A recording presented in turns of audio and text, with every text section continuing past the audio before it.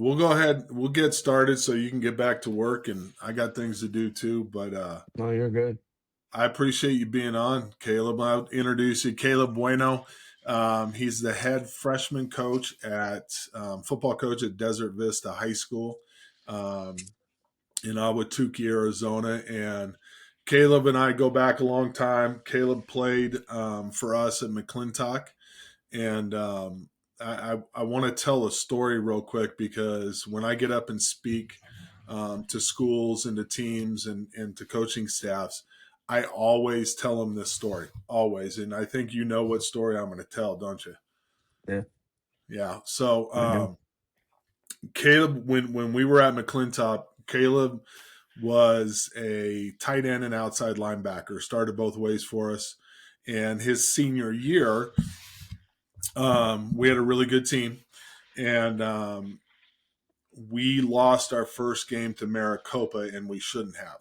And we had a couple touchdowns called back that shouldn't have been called back. But the biggest problem was we had a young center that was a sophomore, and we ran a lot of gap schemes, counter, power, G.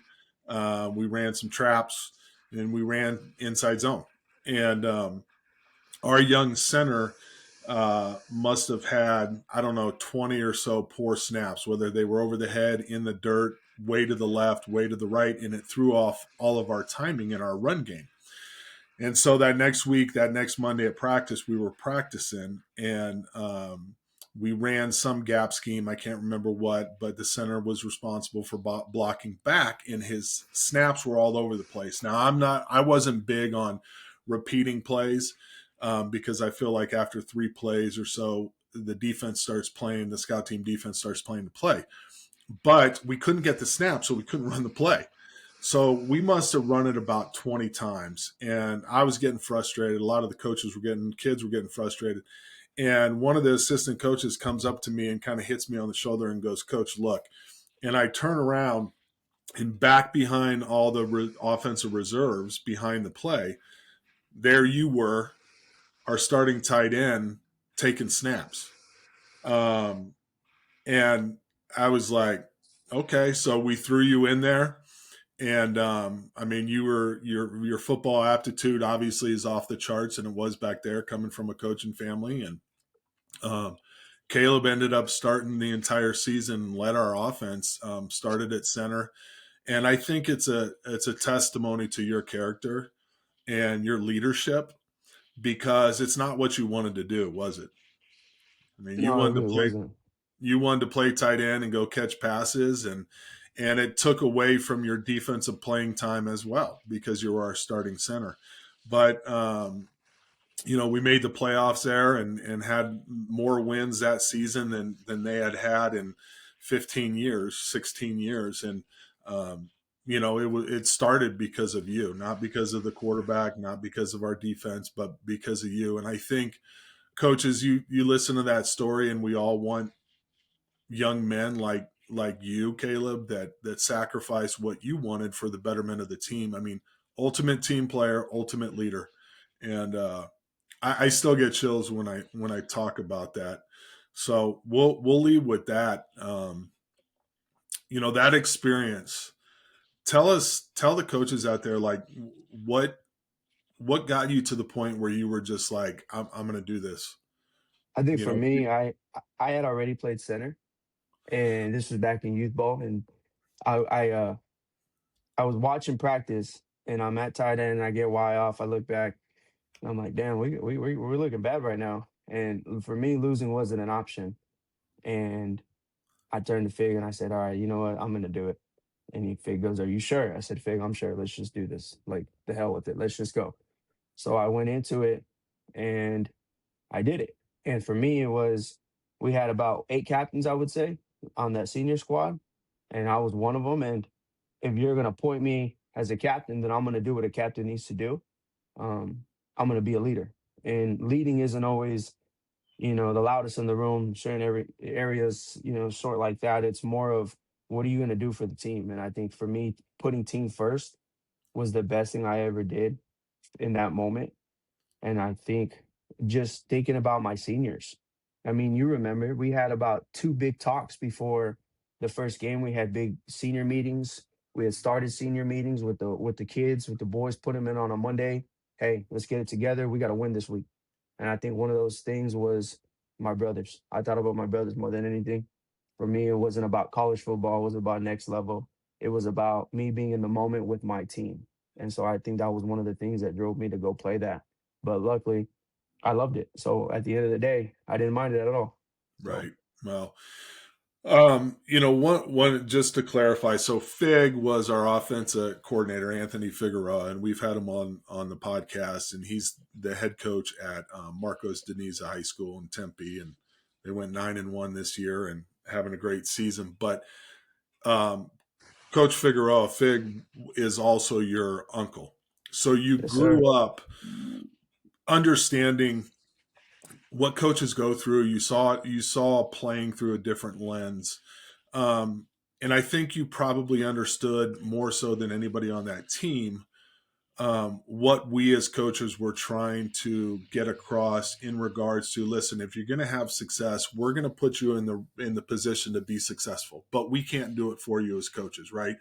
And so people on this podcast always talk about player-led teams rather than coach-led teams, and that's huge. And um, so the mindset of a player-led team is what you did and what you seniors did that year. How does that transfer over to now be, what are you, 24 years old, Caleb? 24 years old. Yes, sir. Yeah.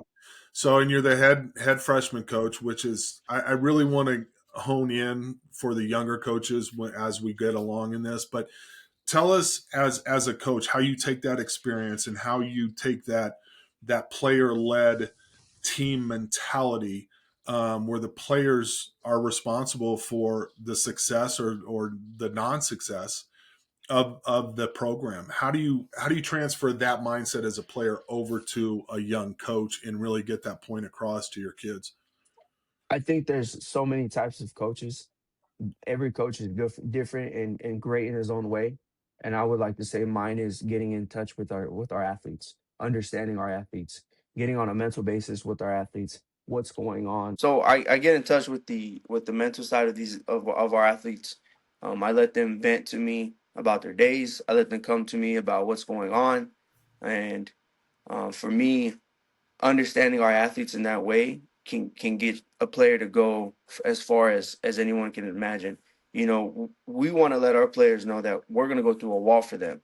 So by letting them know that, you know, it's okay, you can do it. You know, I'm going to do the same. They're going to do the same. And it just kind of comes together in that way, and it plays a role on the field. It's tremendously it's crazy because the way I was in high school and my mindset, I put it into these kids in the best way that I can. And I'm not talking this is what I did in high school. No, I'm talking this is what you need to do. You know, look into these videos, watch these type of things.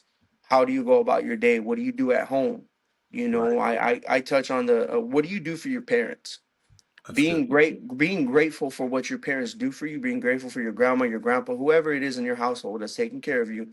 What are they doing for you, and what do you do to give back? Because if you can understand that and take that in and be grateful for what you get, what you have done for you at home, I'm pretty sure that's going to translate into the field, and that's going to make you see your brother now as your brother, not just your teammate, but as your true brother. It's a different mindset, and I would say growing up with Fig, I understood that because I went to Tempe prep games, a 2A school back in the day, and watching those boys play together in that 2A ball, and then with us, and then your coaching style and everything. So I took everything that I learned and I just put it into my athletes Yeah. and at the best that I can. And then obviously learning curves from your different coaches nowadays. And we put that all in one. And I think for me, when I search for a staff, you know, I got a great coach, Coach Jake McSpan over here at DV. You know, he let me handpick my staff. And he goes, "What do you want?" I want family dudes. I want dudes who put family first. And that's how we're going to install our team because family is what changes character. Character is what builds. And when you have the character building, you now are translating that into sophomore, junior, senior year. And I don't have to ask you, you're just going to do it Right. already. Right. So, I mean, you're in a unique position, and I think all freshman coaches are, because you have to identify. We talk about building leaders, And every head varsity coach knows that it doesn't start when the kids get to varsity. That starts at the freshman level.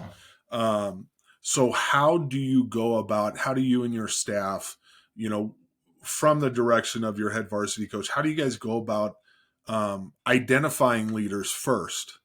Because that's important.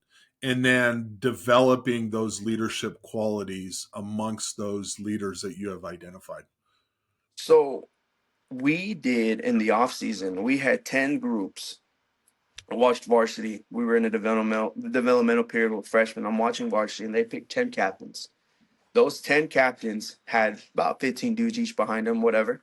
And Right. they did a bunch of group activities out of those. But those were the 10 leaders that I would say our coaches chose or the players chose. And then for me, I said, you know what? I'm going to pick 10 guys that I believe that can be a leader. But at any point in time, this is going to change. And I told my athletes that. So I chose 10 dudes. And from that point on, those dudes carried on. And I would talk to them. I'd pull them in if we had issues at practice, if we had something going on in a game.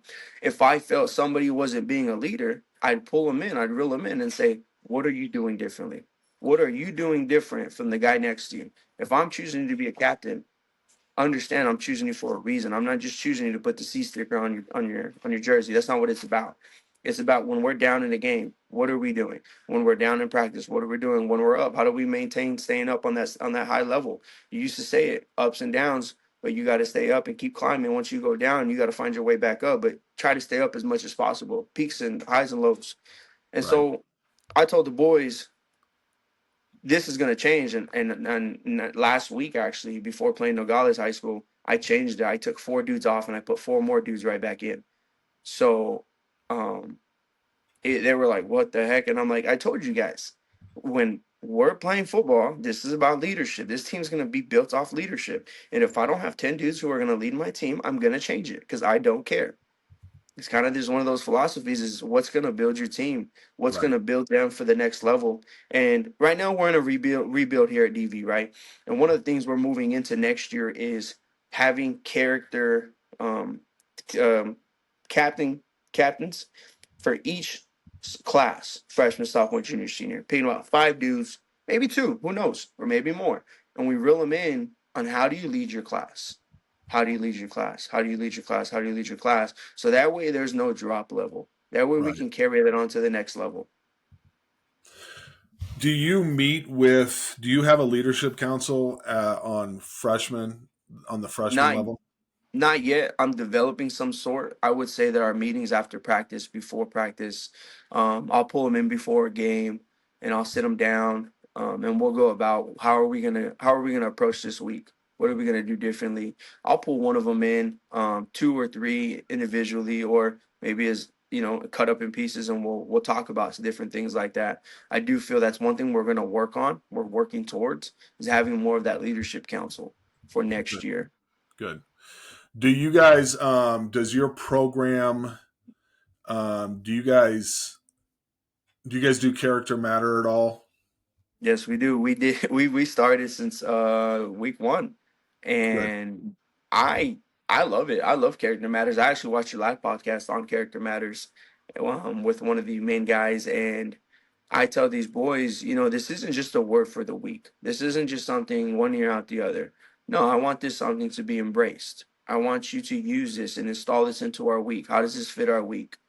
And they built off of that. We would do every Monday. We'd pull all levels in, and we have a meeting for about 15 minutes.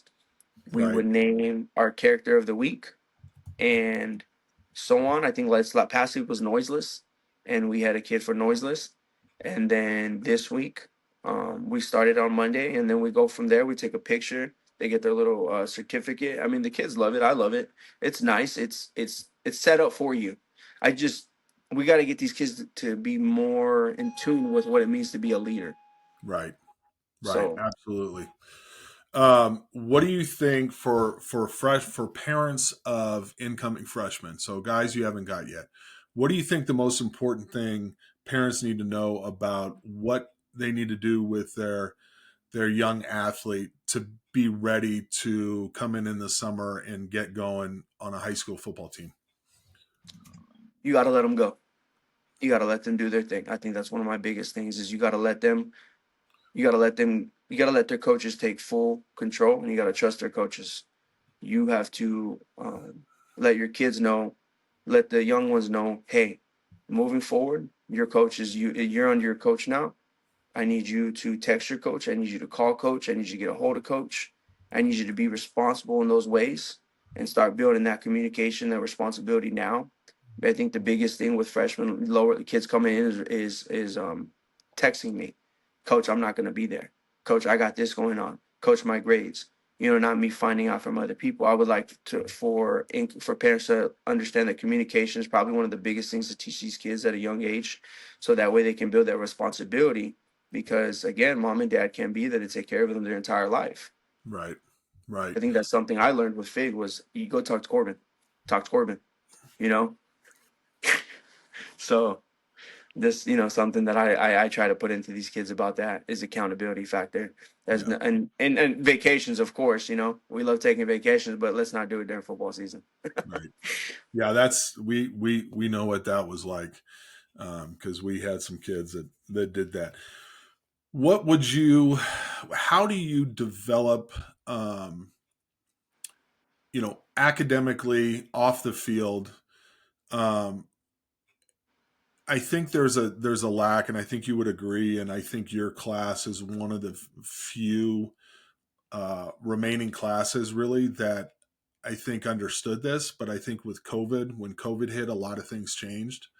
And you talk about accountability, but I think one of the big things is problem solving amongst young kids. And I know your freshmen they were probably a little bit too young, maybe right on that cusp of understanding that you have to problem solve as a youngster, whether it's on the field, in the classroom, at home. How do you get that message across that you got to figure things out on your own at first before just coming and asking, what do I do, coach? I left my jersey at home. What do I do? I What think what that what? How do you direct them to really think for themselves? I go with how they start their. I thought, I think. I said, wait, what'd you say? I thought, I think. You thought and you think. Stop thinking. You thought what? No. I need you to go do this. I need you to figure it out. Or Yeah. I assumed, no, no, don't assume because when you start assuming, that's when we got issues. I said, I need you to go back now. Tomorrow, I need you to go back. Let's say school, right? Coach, I'm having trouble with my teachers. What are you doing? What are you doing differently in the classroom? How are you approaching that day? Am I being disruptive? Is it my tone? Is it my language? Is it me just looking at my friend and talking? And so what are the little things that you're doing? And they'll, yeah, yeah. And I'm like, go back to your class. You need to have a solid week. You need to have a solid 2 weeks. You need to have just a solid day every day Right. because now that teacher's going to want to help you. And now you're not going to come with me asking, Coach, can you help me? No, you need to help yourself before I can help you. What are Right. you doing? Because it's almost like, Coach, I need this. Coach, oh, hold on. There's 50% of the way. What are you doing to meet me halfway? What am I doing to meet you after? You want me to meet you 100%? I can't meet you 100%. I'm not teaching you anything. Now Right. I'm the enabler.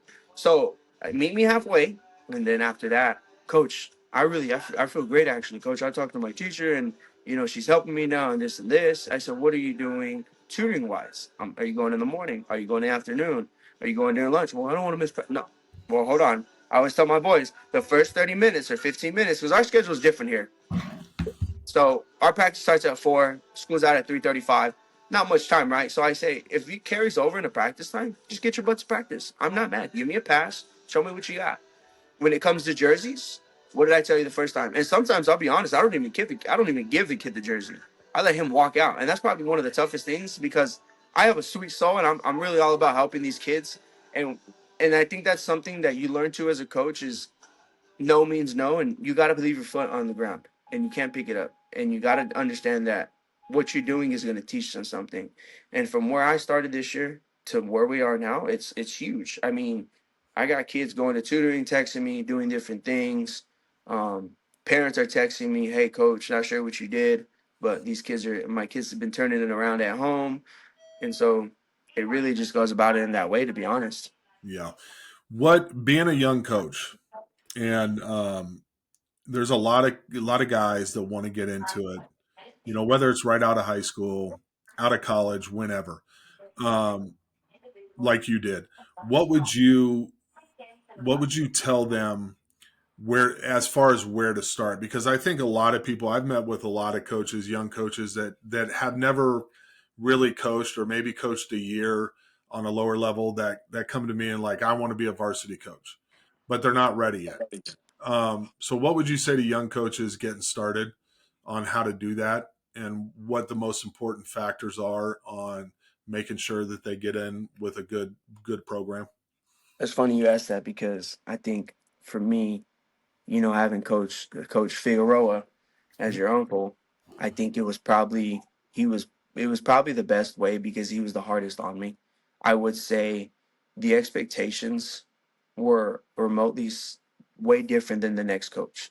And I'm like, what the heck, but I'm like, no, this is getting me ready. He's putting me on a personal level. He's getting me ready for that next level. So what I say is be on time. Be 30 minutes on time, be 20 minutes on time. Don't ask coach, can I help you? Just help him.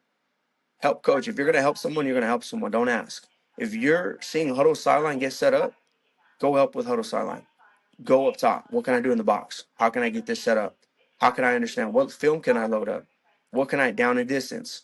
How can I chop it up for film time to help these boys out even more? If I'm a positions coach, right? If I want to be a positions coach, hey, it's getting the balls out there, it's getting the bags out there, it's just doing different things. We can boss kids around, but that doesn't make us any better. That doesn't help us as coaches. We have to show these kids that I'm going to do it too. If I'm asking you, then I'm going to do it as well. Right. And I think one of those things is just being on time, helping wherever is needed, and getting in his pocket. I remember a coach would say, get in my pocket, bro. You want to be in my pocket. I want to see you everywhere I go. I want to ask you. I want you asking me questions. I want you in tune with what I'm teaching. And so it's all of those things put in one. And your coach is then gonna recognize you after the first year, like, damn, this dude's for real. And for me, being a freshman head coach, what I can say to any assistant coach who wants to be on a lower level like me, don't let your freshman head coach always be the one there by himself.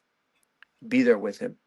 We as coaches, the higher like freshman head, JV head, and then varsity, right? We're always on time. We have no choice. We have to be on time. As an assistant, be there on time with coach. Don't show up when practice starts. Be there 20 minutes when practice starts. Being in the locker room, waiting till the boys leave, understanding like, hey, we can't go to the locker room we can't go to the field yet until all the boys are out the locker room. There's safety stuff and moving on. It's those little things I really think that plays a part, and that'll change the dynamic for a coach if he really wants to find his way in. But being in the man's pocket is one of the biggest things I would say. Yeah. Being in tune. From Because again, I have my own experiences with young, well, not just younger coaches, but with all coaches at the high school level. But when what advice would you give to young coaches that go in for an interview with, because obviously the varsity coaches are the ones that hire the lower level, at least head coaches. And you interview your own coaches when they come in and want to coach. What would you recommend to young coaches or just high school coaches in any, at any level? Um, what do you think the most important thing that they need to do in an interview process is? One, you got to always have confidence, but you got to be confident with which you're going to be a part of. If I'm going to be a running backs coach, I know I can teach these running backs. I know I can get them. It's selling yourself. You got to sell everything about you to make me want to grasp that in and say, man, I really want this dude on my staff. You got to have energy in that interview. If energy's not your thing, man, you got to talk and really show these coaches, this is what I got. This is what I can do. I mean, taking a bet on yourself is really my biggest thing in an interview. Take a bet on yourself. Sell me like you're selling a car, okay, and we'll go from there. Yeah. Um, I really want to hear when I'm in an interview is I'm here for the kids. I'm not here just for myself. I'm here for these kids because one of the biggest things, and you can mistake, is making it seem like it's just stepping stones. No, these kids aren't stepping stones. These kids are going to better you and get you to the next level, yes, but understanding like you have to have relationships with these boys and get them to play for you. I want to hear that in an interview. How can you get my boys to play for you? If my boy's not responding to you, how do you go about that? Are you just gonna, mother of him? Are you gonna yell? No, we're not doing that. You have to be able to pull a kid in, talk to him, shoulder him up, or understand that different kids learn a different way. So those are the type of things I want to hear in an interview, is what you're gonna do differently. Because every coach has technique on how he coaches, and every coach is different in his own way. And that's Right. what makes that coach special. So if you can show me how you're special in your own way, and you can sell me like you're selling a car, I'm all for it. Yeah. What would you recommend to them as far as finding the balance of coming into an interview and coming across as they know everything, and it's kind of like my way or the highway? Because I think a lot of coaches come into interviews that haven't had that experience. There's a difference between the confidence, which is what you're talking about, Yeah, and a coach that comes in and says, this is the way we do it, and doesn't take the time to really research or learn or talk to people about how you do it in your particular program. Um, and quite honestly, I've met with a lot of guys like that, and I've never hired one, because I want somebody with a growth mindset, not someone that thinks that they know everything about everything and it only has to be done one way. So what would you suggest to coaches in order to find that balance between confidence and coming across as a know-it-all with a fixed mindset? I would say read the room. Yeah. Read the room, and when you're coming across, understand. And when you come across, when you say to that guy, to that coach, that you want to be that team, you want to be a part of, you're not higher, you're not lower, you're not in the middle. You're where he needs you to be. The biggest thing is I'm where you need me to be. And I'm gonna do what I need you to do. I don't need to hear, what you've done or blah blah blah. You know what I mean? It's just understanding I'm gonna be where you need me to be. Yeah. I don't think anybody understands that. And there's that difference, right? You say confidence. Well, yeah, of course, have confidence, but again, read the room and making sure that coach knows I'm gonna be where you need me. Because I've been a part of two head coaches, and again, it's where they need me. I was JV defensive coordinator last year, and my head coach comes up to me and he says, "Hey, I want you to be my freshman head coach." Did I go berserk? Did I go? No, I was, yes, sir. Yes, sir. Because I'm going to do what I got to do for my program. Those are the type of dudes that coaches want. And when you go in an interview, think about that. Think Right. about what that guy would want. You know, Asking in an interview, what would you want, coach? What's something you want from your coaches? I think that's a solid question. What's something you want from us? What's out? What are the outcomes? Right? What are things you look for? All right. Well, I can be that guy. You Right. know, I think that's more me. Well, I think along those lines, I think a lot of guys get caught up with titles, and quite Hmm. honestly, and you know this, like Fig's a head coach at Marcos, right? He's been a lot of places, MCC, McClintock. He's been a lot of places, and he's had a lot of success. Um, and he'll tell you, just like I will, that nobody cares that you're a head high school coach. It's not like you're going to walk into a restaurant, a bar, or somewhere like that and be like, yeah, and people think it's like really cool. The people that think it's cool are your family and the kids that play for you. Um, with that said, a lot of guys get caught up on titles in high school. And quite honestly, if you're asking me, Caleb, I mean, I'd rather be a freshman head coach than a JV defensive coordinator any day, because for me, my goal was always to be a head coach, right? And I would imagine that's your goal too. And what a better way to get the experience of running your own program. I don't care what level it's at. So from a growth standpoint, I got two final questions, and we'll stick on the coaches thing. From a growth standpoint, what can young coaches do in order to really grow as coaches in their knowledge and in their teaching? You said, what can young coaches do To to grow grow? in their knowledge and their teaching. Yeah. Be What are adaptable. yeah. Be adaptable. Adapt to a situation. Understand if you're a lower level coach, take in those varsity nights. Take in what those coaches are talking about. If you're a lower level coach, when your practice is done, it says at a different time of the varsity. Go watch your varsity. Yeah. Go be a go be a coach, and learn from that person next to you. Don't be above someone. Don't be below. Like, be right there with your dude. If you're a line coach, go to your line coach. Go to your varsity line coach. What's he doing up there? What's he doing different? How can I learn? What techniques does he have? Am I teaching the same way? If I'm teaching it differently, well, how can I do it the same as him? Yeah. Because we as coaches know, you especially, you don't want your freshman doing something 360 from what you've been teaching, because Right. then you got to reteach it. So it's understanding what others are doing and keeping it that same way, and really preaching the way your head coach preaches, but adding a That's little good. spice to what you do. That's good. All right. Last question for you. You ready for this one? Yeah.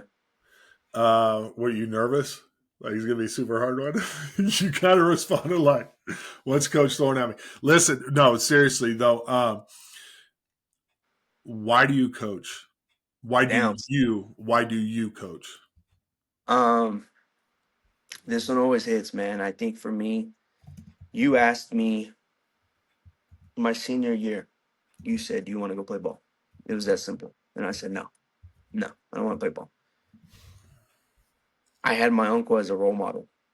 I had my uncle on the field, and watching him coach and watching him be a part of that coaching atmosphere since I was probably about 12 in middle school, 13, and understanding and learning and watching, it's like, nah, dude, I want to do what he's doing. When you come across coaches like you, Kevin Singleton, Coach Mark Sanchez, Sammy Johns, a Coach Morrill, you know, those guys, I want to be like those guys. I want to add those coaches what I've learned. I want to add that flavor into mine. I want to add every single flavor into what I do. Yeah. And for me, I want to change kids' lives, because every kid has a different life. Every kid has different obstacles. And I want to be a part of that. I want to be that guide. If anyone knows what it's like to run away and let the turf or the green be your escape, it's me. I loved being at practice. I loved being at practice. Man, people would dread practice. No, I love it. Let's go. Let's go knock it. I get yelled at. I don't care. I'm here. I'm here with my boys. There's no better feeling than being with your boys. So for me, coaching, I love it because I'm with my boys, my coaches. I don't think anybody understands that coaching is almost as if you were playing. Only thing is, now you're a leader. Now you got kids following you, and you have to watch what you say, first of all. But it's just so much more. It's hard. It's just a blessing. It's such a blessing, and it really opens your eyes. And for me, coaching has changed my life in a 360, and it matured me. From I started coaching at 19. So as soon as we finished, I started at 19. You saw me at probably 20 years old at McClintock at that time. But I wanted to be a game changer. I wanted to lead a program. And I'm not doing it for the name. I'm not doing it for, no, I'm doing it because there's kids out there. And I believe that if I can change one kid's life, 10 kids, each individually, then they're going to turn around and change another 10 individually as well. And that's Good. all. Just being a part of that process, I think that's one of the biggest things. Well, So, good for you, man. I'm proud of you. I know a lot of people are too. Um, tell your family hello. Slap Fig on the back of the head for me. they got a game next week, man. They're gonna Yeah, grind it out next week. I We know. got ours tonight against Corona, actually. So Good. that'll be a fun one. Yeah. Give my love to Kevin, and then just hold on for a quick sec, okay? Yes, But sir. Caleb, I really appreciate you, buddy. No, thank you, coach.